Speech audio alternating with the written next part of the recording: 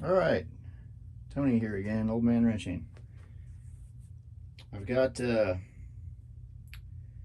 upper fascia installed, the control panel installed to the sides. That was a challenge, some issue squeezing it together this way.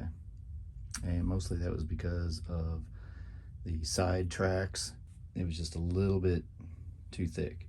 But the main issue was in this corner. The frame itself might have been slightly tweaked at some point, and I was able to straighten it out. And once I did that, it all locked together just fine. So what I've got now is, you can see the USB cord here. This is for the touch panel on the top. It's a mouse pad that I'm going to use to navigate the upper playfield. I'll get into more detail on that later. This is the selector control panel that I'm installing now. A little bit tricky. Let's see if I can get a better view here. The issue is there's a 3-point mount that the factory has for this, and there's a plate.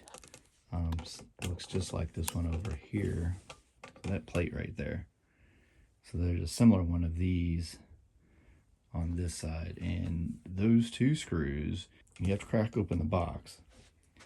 And the way the box works is there's a little clip, and that clip holds the circuit board in.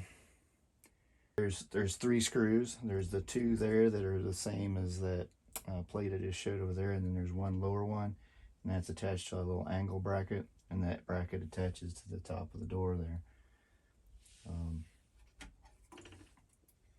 So if you're trying to put one of these together that maybe was missing parts or whatnot, and then you just push in and it clips on. And there's fuses in there too, so if you're having any kind of an issue with this thing, you might want to check the fuses. And if the fuses are blown, then you probably got some other kind of a circuit issue, but you might as well go ahead and check that. There's also a relay. If you have the 100 record version of this, you're going to have another relay here at K7. And if you're missing this label on yours, that's K7, K6, and K7. And then you got a plug here. Kind of see that. All right, so this just goes back together. Let me zoom in a little bit.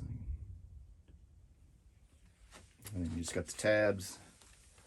It's all pretty self-explanatory when you got it apart. And let's see. It locks in. And then lift the little spring so you can close it good.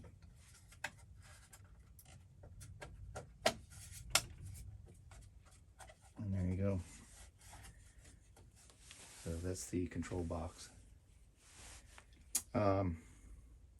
So I guess my next thing, I want to get the wiring harness and reroute it.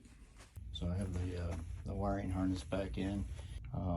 Looks like I got another little harness here to install. I think it was something like that.